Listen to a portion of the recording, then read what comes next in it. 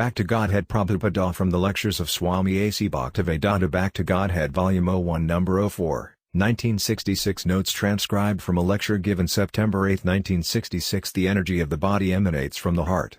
The spiritual spark, or soul, is situated in the heart, and from there it expands to fill the body.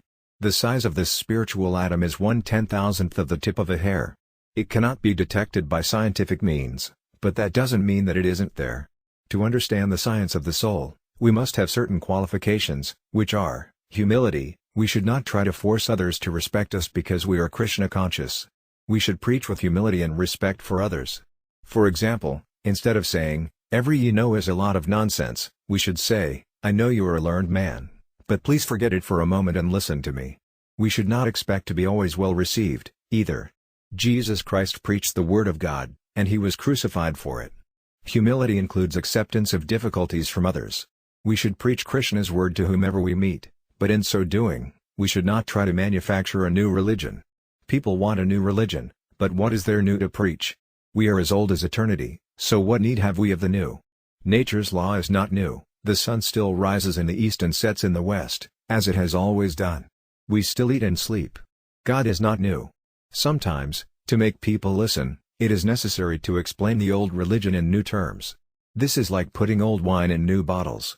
There is nothing wrong with this, as long as the wine is not adulterated in the process. Non-violence. We should give the same liberty to others that we want for ourselves, for all living beings have the right to live and eat.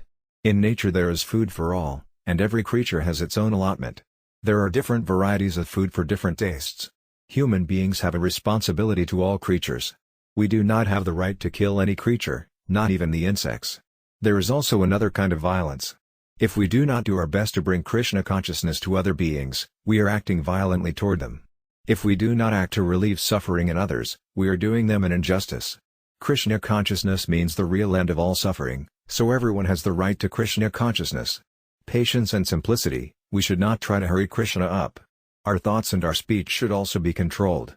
We will see Krishna when He chooses. We should render service without reservation to the spiritual master. Purity. There are two kinds of purity, external and internal. External purity is bodily cleanliness. Internal purity means keeping the mind always on Krishna. There are times when it is not possible to keep the body clean, due to external conditions, but external conditions need not keep the mind from being clean. We can and should always keep our internal purity, regardless of external conditions. Steadfastness. One who is convinced that he must realize Krishna at all costs will be steadfast. Krishna consciousness requires self-control so that one will not be distracted. Indifference to sense objects, smoking, for example, only serves for sense gratification. It is not necessary for the maintenance of the body. This kind of indulgence is a distraction from Krishna consciousness. Krishna consciousness subdues the demands of the senses. Self-effacement. This is the elimination of the false self. We must realize that we are not this body. The body should be maintained for the sake of using it in the service of Krishna. If proper food is not available, then other food may be eaten for the sake of maintaining the body.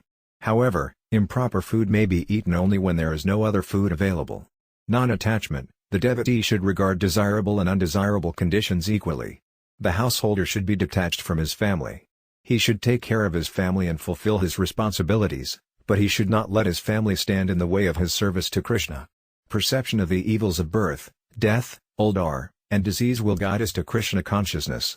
In Krishna consciousness, we will have transcended all evils, all sufferings, and all delusions.